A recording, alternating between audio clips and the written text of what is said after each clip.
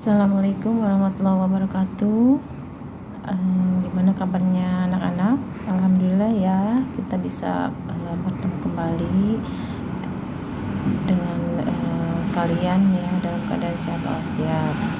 Di sini Ibu akan menjelaskan tentang materi bahan tambahan atau bahan pelengkap. Untuk materi sekarang yaitu mapal pembuatan busana custom kerja. Tuh.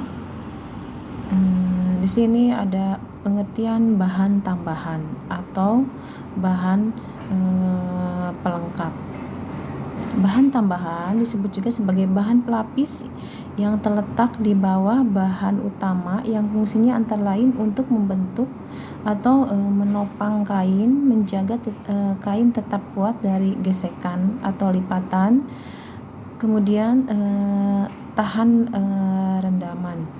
Juga selain itu bisa memberi rasa nyaman saat pemakaian seperti memberi rasa sejuk, hangat, dan menghindari rasa gatal. Itu ya. Kemudian di sini ada macam-macam bahan tambahan. Bisa dilihat ya, di sini ada Ibu jelaskan beberapa macam-macam bahan tambahan. Untuk yang A itu disebut dengan interlining ya. Kemudian yang B itu disebut dengan interfacing. Yang C-nya itu underlining dan yang D itu lining atau yang terakhir itu disebut dengan puring ya. Di sini lapisan bawah atau underlining merupakan bahan pelapis yang terletak di bagian bawah, bagian buruk ya, bagian buruk kain bahan utama pakaian atau garment fabric. Biasa disebut lapisan bawah atau lapisan pertama. Pada umumnya lapisan bawah dimaksudkan untuk menguatkan bahan utama pakaian serta keseluruhan desain. Kemudian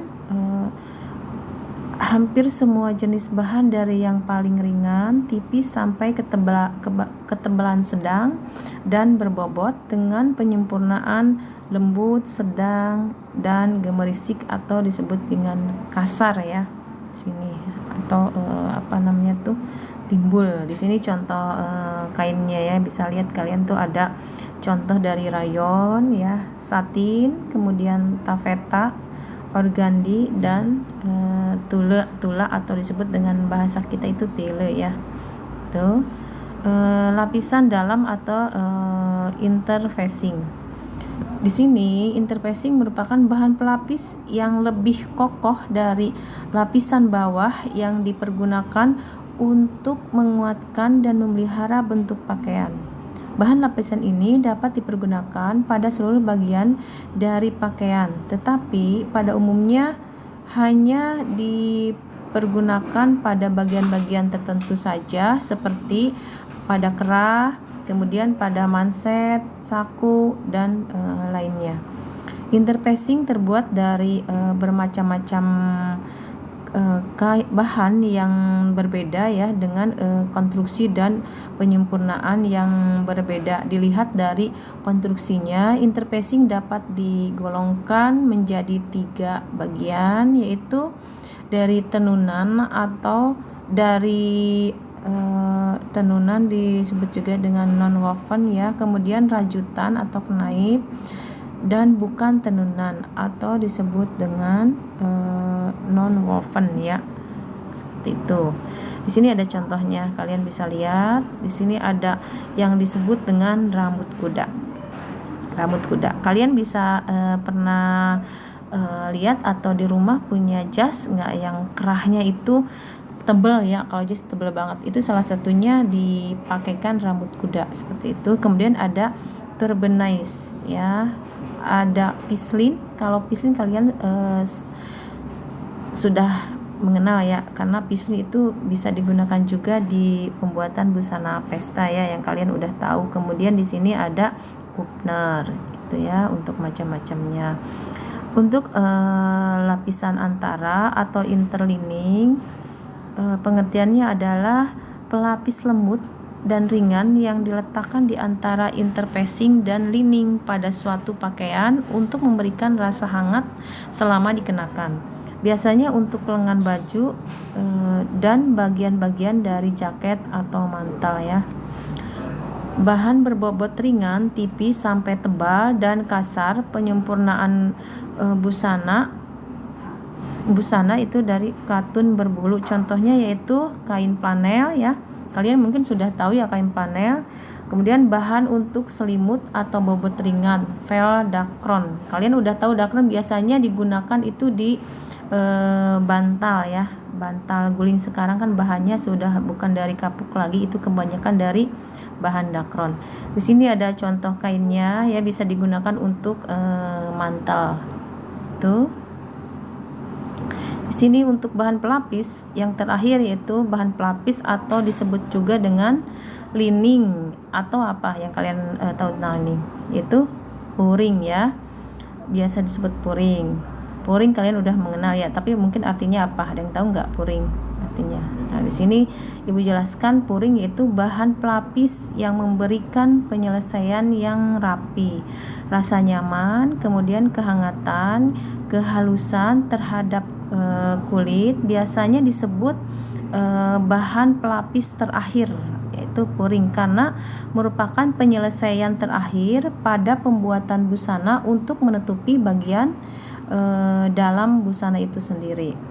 Ciri bahan pelapis atau puring yaitu lembut ya, licin, tipis, ringan dan higrokopis sehingga memberi rasa sejuk saat dikenakan. Contohnya yaitu dari bahan satin ya, kemudian katun, rayon atau nilon seperti sutra atau silk ya.